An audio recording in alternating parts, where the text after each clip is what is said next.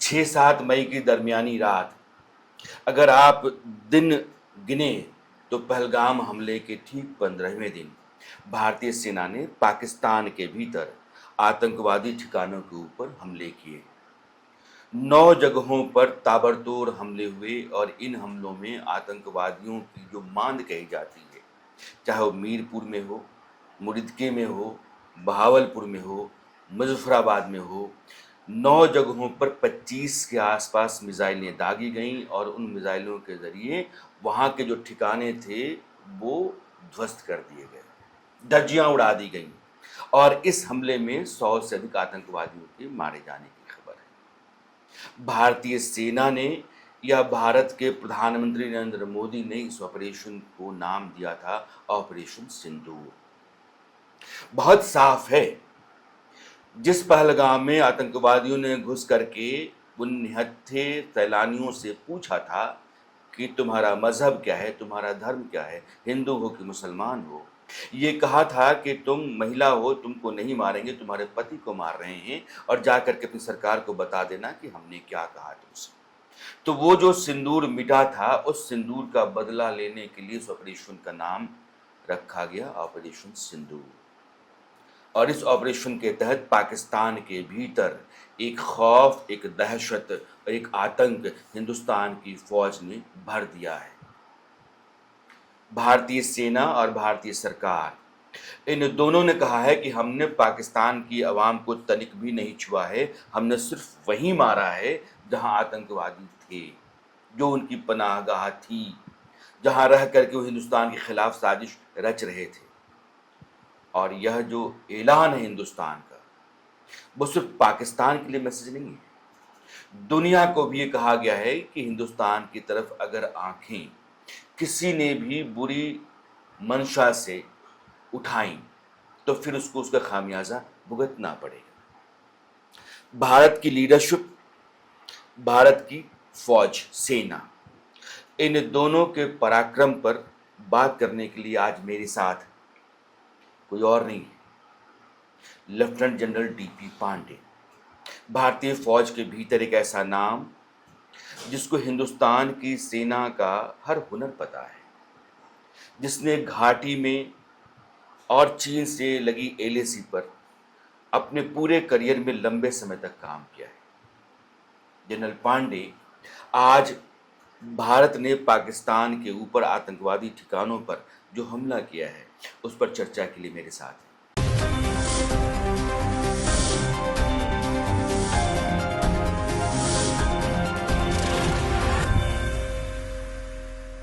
General Pandey, Hindustan की फौज ने पाकिस्तान के जिन 9 टारगेट्स को निशाने पर लिया, कहा यह जा रहा है कि ये सभी 9 वो ठिकाने हैं जो आतंकवादियों की पनाहगाह रहे हैं।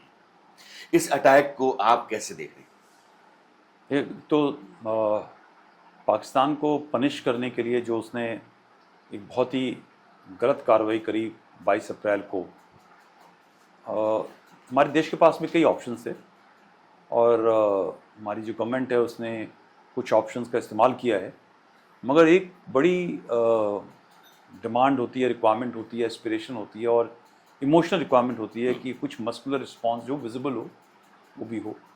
तो मुझे लगता है कि एक सिर्फ छोटा सा एक ट्रेलर है जो उनको दिया गया है और ये ज़रूरी भी था, क्योंकि जो लोग आहत हुए हैं, जो लोग जिनकी ज़िंदगियां बर्बाद हुई हैं, बट उससे सबसे ज़्यादा मुझे लगता है कि हमारे देश की आत्मा को ठेस पहुंची है। जिस हिसाब से, जिस प्रकार से ये जो कत्लेआम किया गया था एक धर्म के नाम के ऊपर और आइडेंटिफाई करके एक बड़ी ही दूसरे माहौल के अंदर, वो एक टेरर का जो एक नया रूप था वो हमने पहली बार अपने देश के अंदर कई डिकेड्स के बाद में देखा।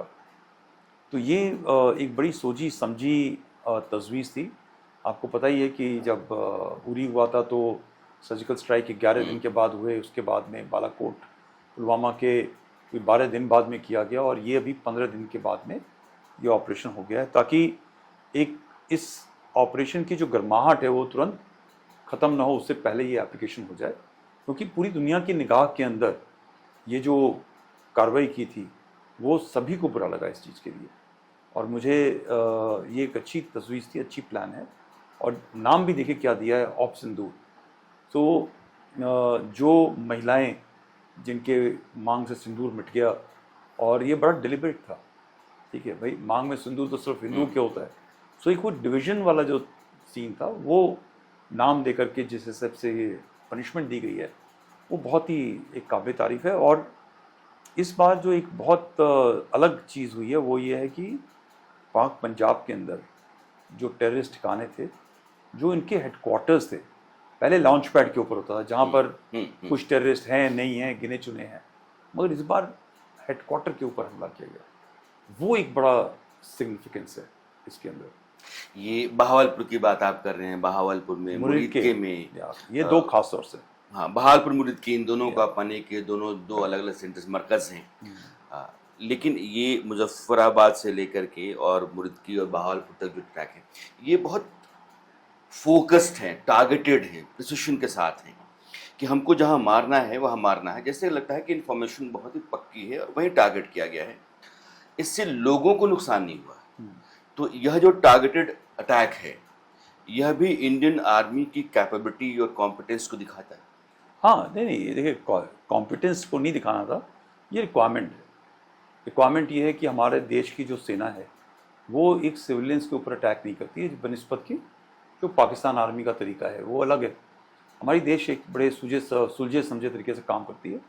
जो मिलिट्री इस्टेब्लिशमेंट है, जो टेररिस्ट इस्टेब्लिशमेंट है, जो चीज़ एक लड़ाई के लिए काबिल करती है देश को, दुश्मन के देश को, उन सब पे हम अटैक करते हैं, हम सिविलियन पॉपुलेशन के ऊपर नहीं करते। तो इसलिए बड़ा ज़रूरी था कि ये सारी जो डिटेल है, इंटेलिजेंस हैं, ये मेहनत से निकाली जाएं और पिन पॉइंट निकाली जाएं। और हमें एक आगे की जो प्लानिंग होती है, तो पिछले 10-12 साल 15 साल के अंदर ये प्लानिंग भी कई उसी तरीके से हथियार, एमुनिशन, सिस्टम जमा किए गए जिससे कि इंटेलिजेंस मिल सके, हमारी जो मार करने वाली जो सिस्टम्स हैं वो हवा में जाएं, हमें दुश्मन के इलाके में जाना पड़े और दूर से मार करके अपना मिशन अचीव करें। और वो इतना सटीक होना चाहिए ताकि एक सिविलियन पॉपुलेशन को हिट न करे। ये सारी चीज़ें हमारे पास पहले ये काबिलियत भी नहीं थी। अगर हम कुछ साल, एक दशक या 15 साल पहले ये करते तो ये शायद मुमकिन नहीं था कि हम अगर मिसाइल मारेंगे या अटैक मारेंगे या कुछ गोला मारेंगे तो वहीं ठिकाने पर लगेगा 50-100 मीटर दाएं पूछ रहा है। और जब शहर का मामला होता है तो pinpoint accuracy is required.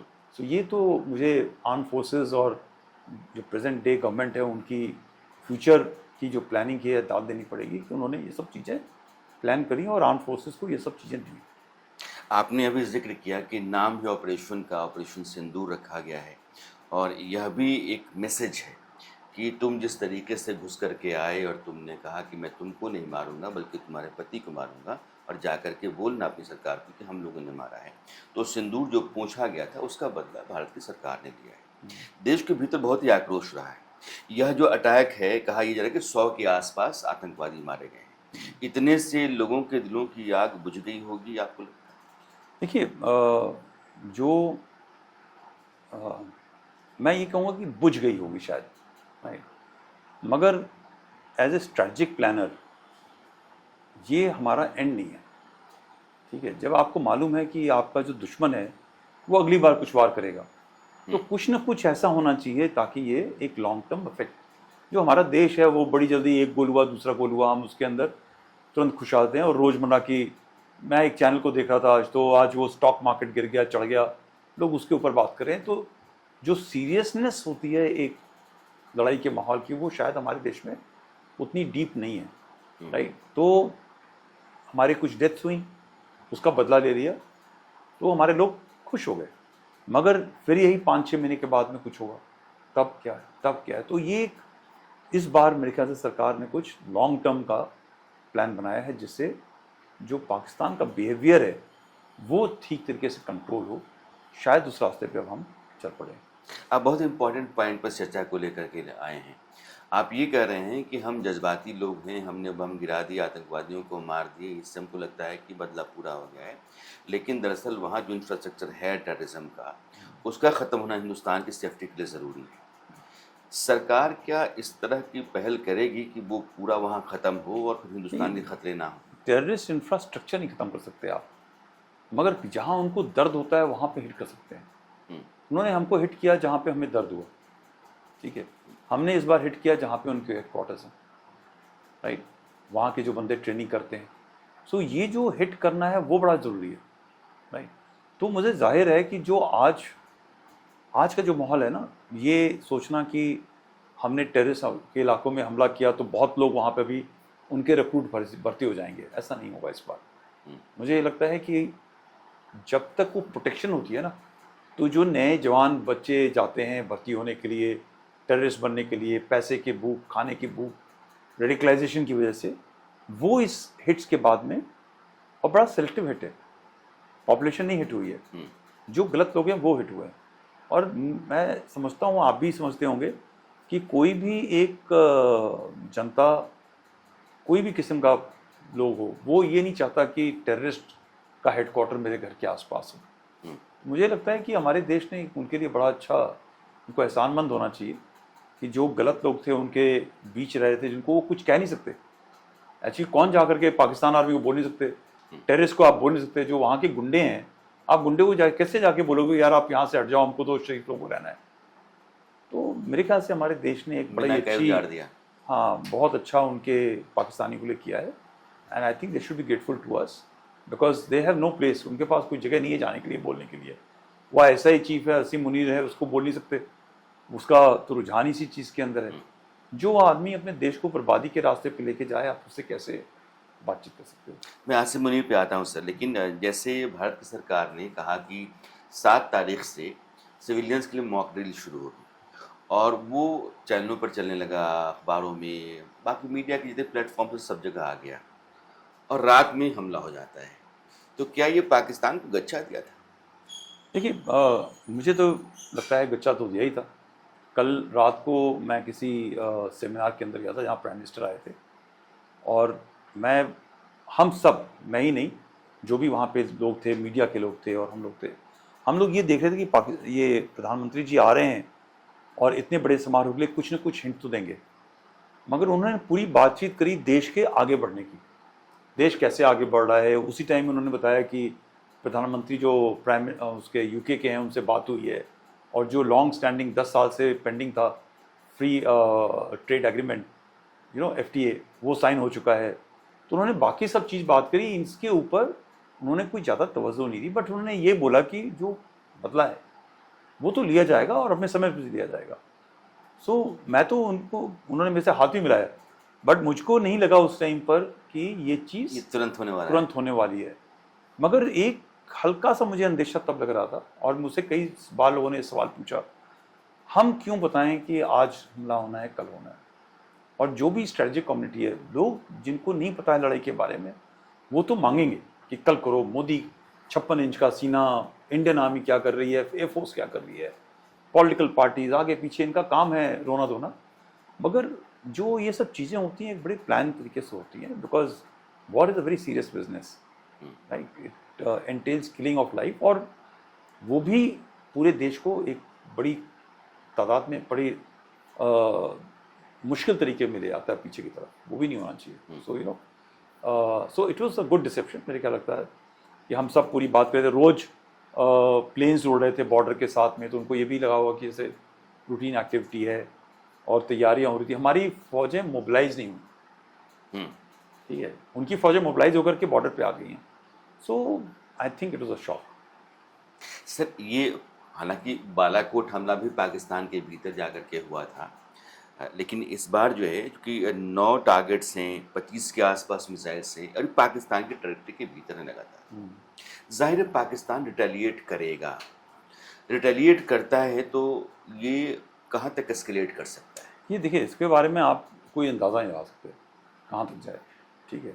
मगर मुझे यकीन है कि गवर्नमेंट जो डिप्लोमेटिक, इंफॉर्मेशनल, मिलिट्री, हर चीज़ का इस्तेमाल करेगी यकीन करने के लिए ये एस्केलेशन इससे ज़्यादा ना बढ़े, ठीक है। आप उनकी तरफ से जो बातचीत आ रही है, उनके डिफेंस मिनिस्टर ने बोला है कि हम बातचीत के लिए तैयार हैं, ठीक है। कई बाहर के देश के लोग उनसे दाएं बाएं लोग बात कर रहे हैं।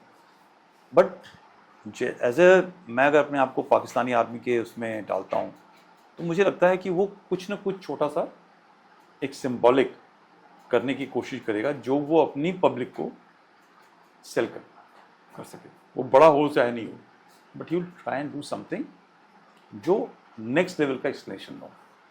ठीक है, हमने किया, हमने 9 जगह उनको हिट किया है। मे बी जो आज की तारीख में सीज फायर वॉल्यूशन हो रहे हैं, ठीक है, वो हिट कर रहे हैं, हमारे सिविलियन टारगेट्स को हिट कर रहे हैं, तो वो हो सकता है ये एक बढ़ास हो। बट हो सकता है इससे एक लेवल छोटा सा और आगे चले, जो हमने जो किया है उससे कम रखे। सर, आप पूरे करियर में टफ टेरेन में रहे हैं, वो वैली में रहे हैं, सियाचिन में रहे हैं, उसके आसपास में पाकिस्तान को आप ठीक से जानते हैं। मैं जानता हूँ कि ये दौर वो नहीं है जहाँ ट्रेडिशनल वॉरफेयर हो, लेकिन अगर ये युद्ध के हालात बदल जाते, बन गए, हो गया, तो इंडिया और पाकिस्तान को आप कैसे देख रहे हैं? नहीं, देखिए, इस बार अगर युद्ध के हालात बने तो पाकिस्तान ख़त्म हो जाएगा, राइट। वो इसको पता है, क्योंकि इकोनॉमिकली इज़ डन। हम लोग कहीं आ गए, ठीक है। अभी हम कल परसों ही हमने चौथा स्थान प्राप्त कर लिया, जापान के आगे निकल गए। 4.1 ट्रिलियन इकोनॉमी हो गई है। इकोनॉमी एक बड़ी जरूरी चीज़ होती है। दूसरा जो हमारा जो इंडियनाइजेशन के थ्रू सिस्टम है, अभी हमारे यहाँ पे काफ़ी एमिनेशन सिस्टम बनने लगा है, ठीक है।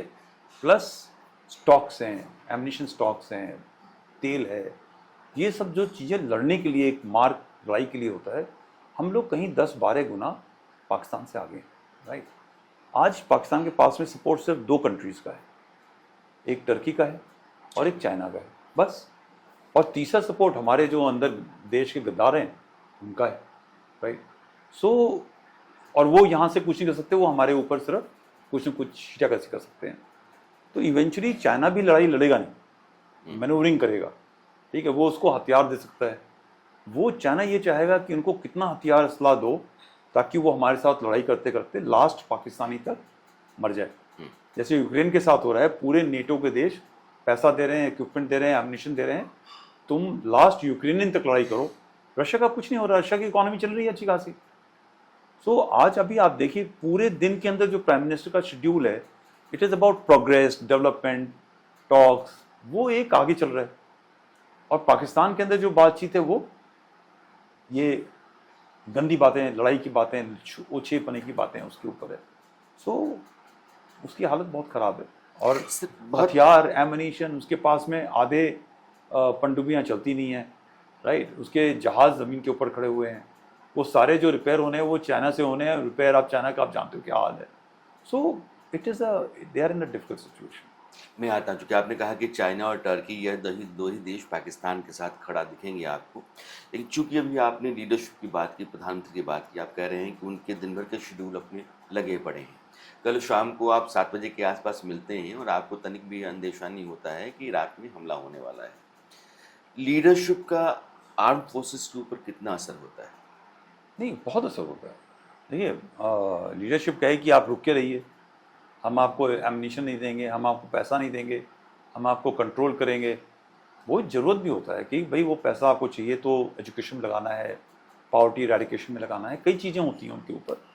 मगर एक लॉन्ग टर्म पॉलिसी होनी चाहिए ताकि आपका देश जो सिक्योरिटी, आप इकोनॉमी के अंदर, भले ही यही हमारे देश के साथ हुआ ना पहले, सोने की चिड़िया थी मगर हथियार सामान नहीं था, खूब कल्चरल था हमारा, सब कुछ था, बड़ा हाई इन कल्चर, मगर हमारे पास लड़ने के लिए सेना नहीं था, तो लोग लूटते रहे और लूटते चले आएंगे।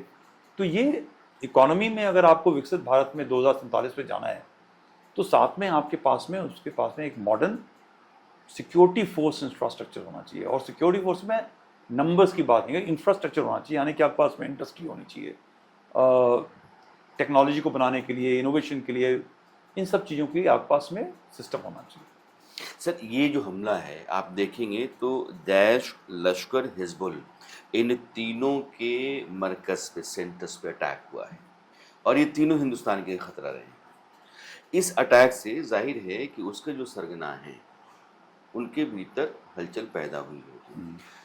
आपको लगता है कि दोबारा हिंदुस्तान के भीतर आतंकी हमलों की हिम्मत जुटाने में उनको वक्त लगेगा? देखिए, ये घबराहट तो उनके पास पहले से चली हुई है, एचएम का जो नेता है सी एस अलाउद्दीन, वो कभी आना चाहता है बट वो बैग के पास नहीं आ पाता वापस, बिकॉज उसके ऊपर पाकिस्तान आईएसआई का है।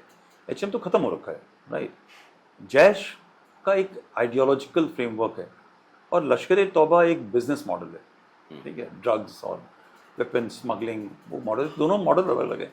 इनकी दोनों सरगना घबराए हुए हैं और आज से नहीं घबराए हुए हैं, ये कुछ 1-2 साल से वहाँ के कुछ अननोन गनमैन हैं, वो उनको हिट करते चले आ रहे हैं। और वो भी आईएसआई के लिए एक थोड़ा सा पाकिस्तान के लिए थोड़ा सा प्रॉब्लम हो रखी है आज के ज़माने में, थोड़ा सा है चैलेंज, राइट।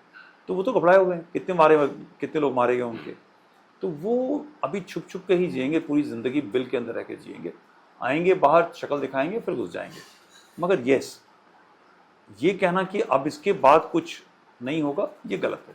ये जो रेडिकल आइडियोलॉजी होती है ये तो पनपती रहती है, राइट। इसको कंट्रोल करना, ज़ीरो कर देना, ये मुझे लगता है जब तक वो देश प्रोग्रेस के रास्ते पे चल पड़े, ठीक रास्ते पे चल पड़े, ओरिएंटेशन ठीक हो जाए, तब तक ये सब चीज़ों को रोकना मुश्किल होता है।